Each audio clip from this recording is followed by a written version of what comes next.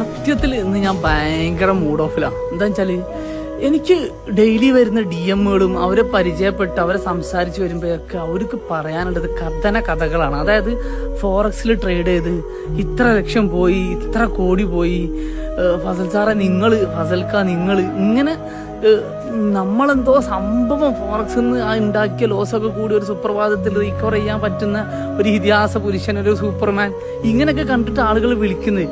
ഇതിൻ്റെ ഒരു sad reality എന്താന്ന് വെച്ചാൽ ഇവരൊക്കെ ഗോൾഡ് മുകളിലേക്ക് പോകുമ്പോൾ ഇനി അത് താഴോട്ടേക്ക് വരും എന്ന് കരുതി സെല്ല് ചെയ്തവരാണ് ഏറ്റവും കൂടുതൽ ആളുകളും. അപ്പം മാർക്കറ്റിന്റെ ട്രെൻഡ് എന്താ, അതിനനുസരിച്ച് ട്രേഡ് ചെയ്യാനും, അതായത് 99% ആളുകളും ഒന്നും പഠിച്ചിട്ടില്ല. വളരെ 1% ആളുകളാണ് പഠിച്ചിട്ടും ലോസ് ഉള്ളവർ. ബാക്കിയൊക്കെ പഠിക്കാതെ ലോസ് ആക്കിയവരാണ്. അപ്പൊ എന്താ പഠിക്കാൻ ഞാൻ ചോദിക്കുമ്പോൾ പഠിക്കാൻ ആരെയാ വിശ്വസിച്ച് ചെയ്യുക, അവർക്കൊരു 20,000 30,000 കൊടുക്കണ്ടേ, ആ ഫണ്ടിട്ട് നമുക്ക് തന്നെ ട്രേഡിങ് പഠിച്ചൂടെ, ഇങ്ങനെ ചിന്തിക്കുന്നവരാ കൂടുതലും. എന്നിട്ടോ സ്വന്തമായിട്ട് ട്രേഡ് ചെയ്ത് കളഞ്ഞതോ ലക്ഷങ്ങൾ.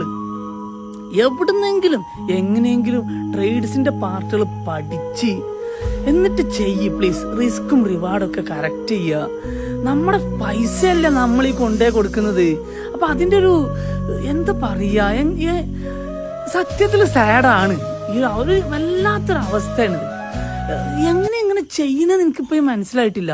Please be aware. നിങ്ങളുടെ പൈസയാണ്, അതൊരാൾക്ക് കൊണ്ടേ കൊടുക്കുമ്പോഴും ചെയ്യുമ്പോഴൊക്കെ കുറച്ചൊന്ന് പഠിക്കും പ്ലീസ്.